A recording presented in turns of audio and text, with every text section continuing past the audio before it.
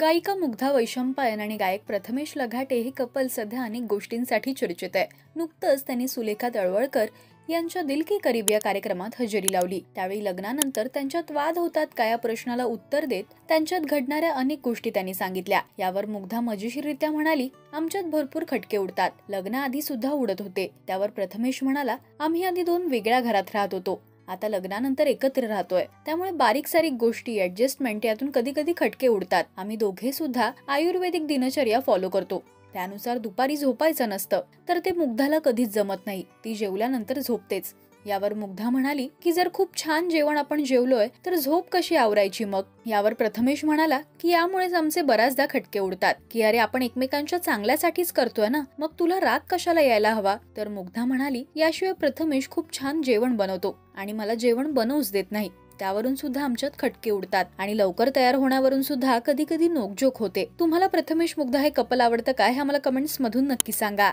मराठी सिने विश्वातील बातम्या, अपडेट्स आणि गॉसिपसाठी तुम्ही सबस्क्राईब करा राजश्री मराठी।